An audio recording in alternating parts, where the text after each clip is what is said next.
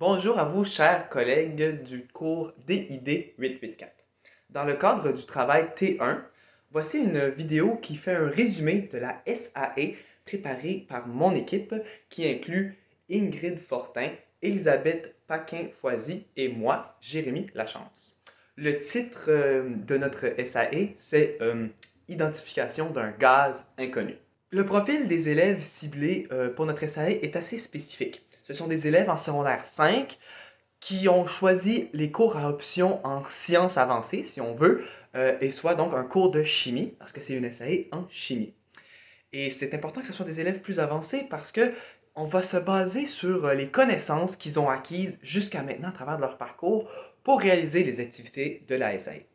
De plus, notre SAE a lieu à un moment précis dans l'année scolaire, soit à la fin de la première étape, car il est important que les élèves aient déjà vu les concepts théoriques qui seront abordés et qu'ils aient déjà expérimenté les techniques de laboratoire qu'ils auront à employer lors de l'évaluation. Parce que notre SAE, en fait, c'est un examen de laboratoire. Mais ça va s'étaler sur 3 périodes au complet et l'examen, ça va être pendant une période. Comme toute SAE, elle va être séparée en 3 parties, 3 phases. La phase de préparation, la phase de réalisation et la phase d'intégration. Dans cette vidéo, je vais vous présenter les 3. La première phase de notre SAE, la phase de préparation, elle est primordiale au bon fonctionnement de tout le projet. C'est important de bien amorcer avec les élèves, avec une mise en situation qu'ils peuvent comprendre. On ne va pas simplement leur donner un document de laboratoire et leur demander de le remplir. On va commencer par présenter l'objectif du laboratoire à l'aide d'un contexte réaliste qui va les aider à comprendre plus tard la pertinence des manipulations qu'ils auront faites. Donc, voici la mise en situation. Sur un chantier de construction, on est en train de bâtir un nouvel hôpital. On est à l'étape de creuser pour les fondations, avec une pelle mécanique. Lorsque la pelle mécanique est en train de creuser, elle heurte par accident un tuyau en métal contenant un gaz à haute pression. Ce tuyau-là n'était pas sur les plans, donc on ne s'attendait pas à le trouver là. Le tuyau est fracassé et il y a un gaz à haute pression qui est en train de s'échapper. En panique, on évacue le chantier.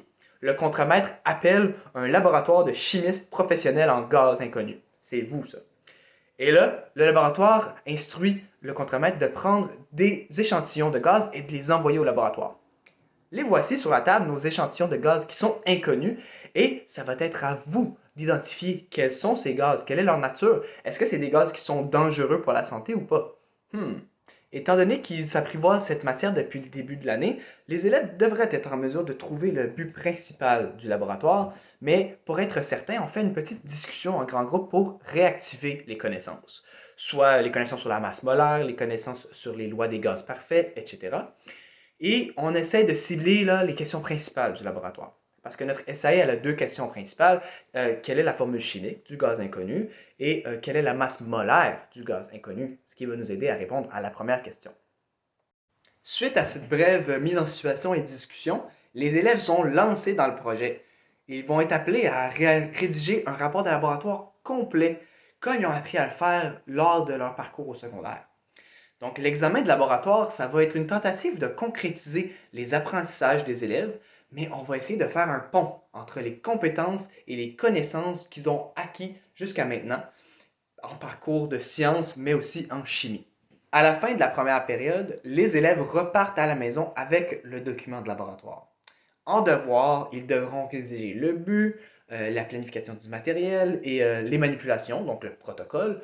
Ils doivent comprendre tout en détail qu'est-ce qui va se passer parce qu'à la période 2, c'est qui est important d'être préparé, c'est là qu'on est évalué en examen de laboratoire.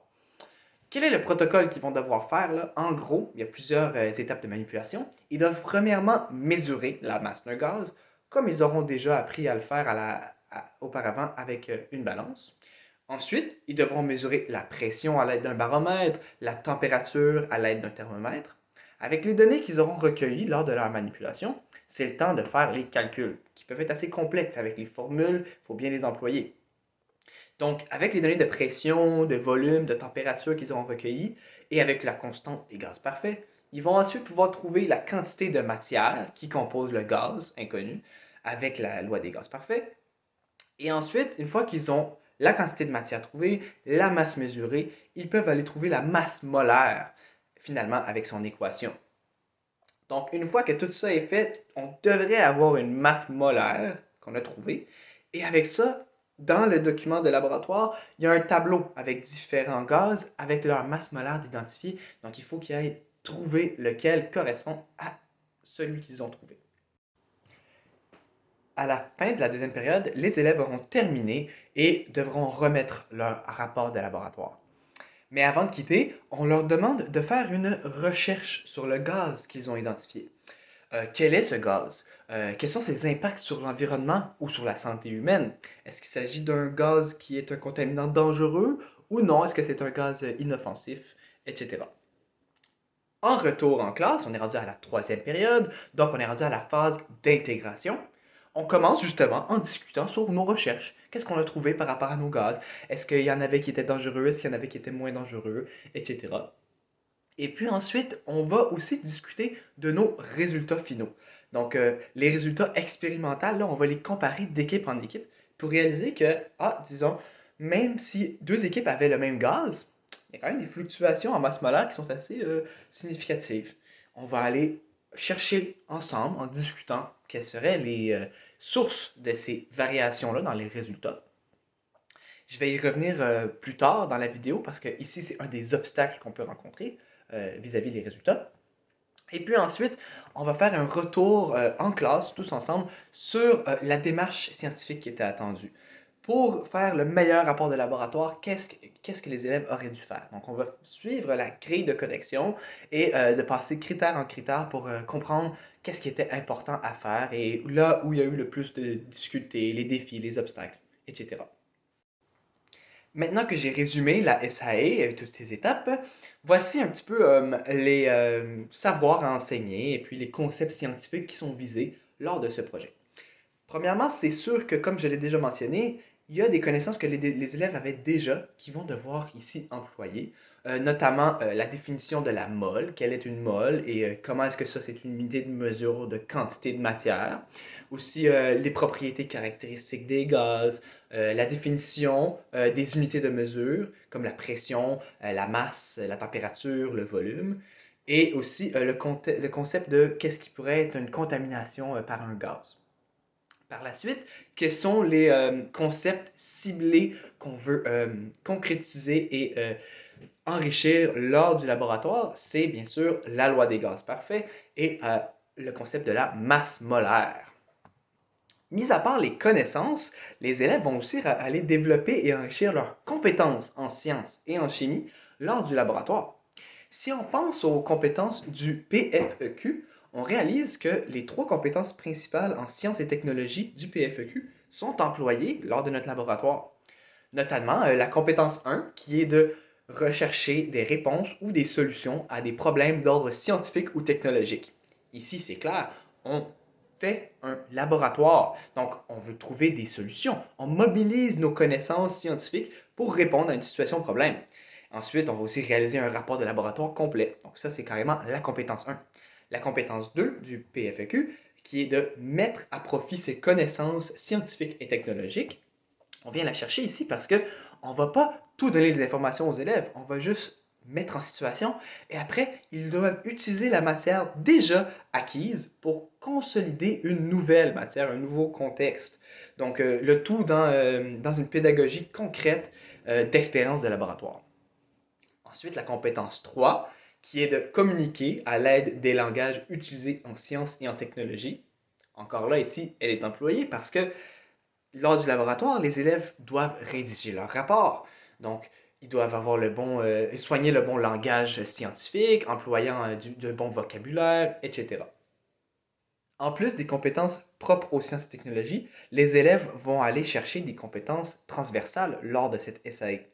Quand on y pense, un laboratoire d'équipe demande de la coopération. Donc les élèves vont devoir travailler en équipe correctement, se partager les tâches à accomplir équitablement lors du laboratoire. En plus, ils vont devoir aller chercher et employer des méthodes de travail efficaces comme autre compétence transversale. Parce qu'il faut comprendre que le temps est limité lors de ce laboratoire-là. Ils peuvent être peut-être stressés, mais ils doivent être capables d'utiliser efficacement les méthodes de travail qu'ils ont appris en classe pour être en mesure de terminer les manipulations, de rédiger le rapport, tout ça à temps et d'obtenir en plus des résultats qui sont précis. Maintenant, comme pour toute conception d'SAE, il faut aller prévoir s'il y aurait des obstacles qui pourraient survenir lors de la démarche d'investigation ou lors de la réalisation du rapport de laboratoire dans notre cas ici. Nous, pour notre SAE, on en a ciblé deux principaux obstacles et on va justement vouloir aller les résoudre avec les élèves, prendre le temps lors de la phase 3, la phase d'intégration, pour revisiter ça avec eux, dans l'objectif que ça ne se reproduise pas dans le futur. Parce qu'après tout, notre SAE, elle se veut d'être très formative. Le premier obstacle qu'on peut s'attendre à ce que les élèves rencontrent dans cette SAE serait au niveau du tout début de la rédaction du rapport, lorsque vient le temps d'identifier le but de l'expérience, le but du laboratoire. Souvent, là, dans leur représentation de la situation, les élèves vont écrire dans leur but exactement ce qui se retrouve dans la mise en situation sans trop aller chercher plus loin, aller réfléchir à ce qui est ultimement attendu d'eux dans le laboratoire. Donc, c'est pourquoi la phase 3, la phase d'intégration, est le moment idéal de discuter avec eux de ce qu'ils auraient pu mieux faire à ce niveau-là. Donc, pour ce qui est du but, là, souvent, ils vont écrire, par exemple, dans ce laboratoire-ci, le but est de trouver la masse molaire d'un gaz inconnu. Oui, ce n'est pas faux, mais encore, pourquoi est-ce qu'on cherche la masse molaire? Ah, pour trouver le gaz en tant que tel? Oui, pour trouver la nature du gaz, pour l'identifier. Mais encore, ah, pourquoi on veut identifier le gaz? Parce que ça pourrait être un gaz qui est potentiellement dangereux pour la santé. Donc, le but final, le but complet serait de trouver la masse molaire d'un gaz pour être capable de l'identifier pour ensuite savoir en évaluant est-ce que c'est un gaz qui est dangereux ou non pour la santé. Le deuxième obstacle qu'on peut s'attendre à ce que les élèves rencontrent lors de cette SAE survient au niveau des résultats et des attentes des élèves face à leurs résultats. Souvent, lors d'une expérience en laboratoire, les élèves vont s'attendre à ce que leurs résultats correspondent exactement aux valeurs théoriques qu'ils ont vues dans les manuels. Cependant, lorsqu'on fait des manipulations de laboratoire, c'est rare qu'on va avoir exactement les résultats attendus. Surtout ici, vu qu'on travaille avec des gaz qui sont des matières très volatiles, en plus de réaliser qu'il y a plein de facteurs externes qui pourraient faire fluctuer les valeurs finales. Donc, c'est pourquoi à la phase 3, la phase d'intégration, on va faire un échange. Comme j'ai dit, on va faire un échange de résultats entre les équipes. Ah, dis donc, nous avions le même gaz, mais on n'a pas eu les mêmes résultats. Pourquoi? On donc va aller discuter sur les causes de ces incertitudes-là. Et en plus, en faisant cette discussion-là, on chemine avec les élèves et on les fait réaliser que les valeurs théoriques, c'est une bonne référence en sciences. Mais en sciences, les savoirs sont constamment testés. On va toujours chercher à se questionner et à améliorer le tout. Donc, il ne faut pas toujours s'attendre à la perfection. Dans notre cas ici, là, il faut surtout que les élèves cherchent à comprendre les fondements de ce qu'ils sont en train d'effectuer.